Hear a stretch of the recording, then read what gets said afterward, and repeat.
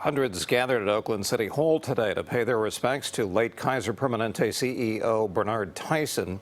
He died suddenly last Sunday at the age of 60. KPIX 5's John Ramos on how the healthcare pioneer is being remembered tonight.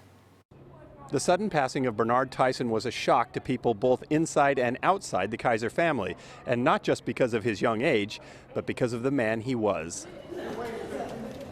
Those who arrived for this morning's public viewing at the City Hall Rotunda remember Bernard Tyson as a man whose compassion for others made Kaiser Permanente a national leader in healthcare by focusing on the well-being of the individual patient.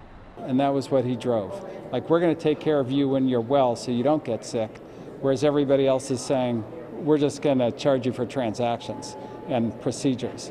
Born in Vallejo, Tyson worked his way up over 30 years from a job in medical records to the chairman's seat.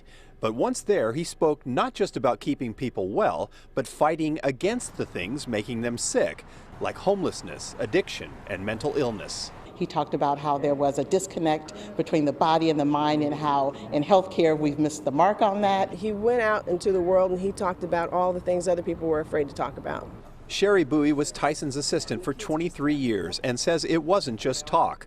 Under his leadership, Kaiser has committed $200 million to combat homelessness, including the construction of a holistic health Thrive Center in downtown Oakland. Because he's touched so many lives and he's brought so many people together, I think that he's made the organization change and come together and grow. But Don Thompson, a close friend and former CEO of McDonald's, says Tyson reached beyond his own company, using his rare position as an African-American chief executive to actively promote diversity in the workplace in general. He was always aware of the fact that we stand upon shoulders of many who've gone before us, and it's our responsibility, it's our duty to ensure that there are others who look like us who also come along that same road. In 2017, Tyson was named one of Time magazine's 100 most influential people in America. And while the man may be gone, the influence he's had on others continues to thrive.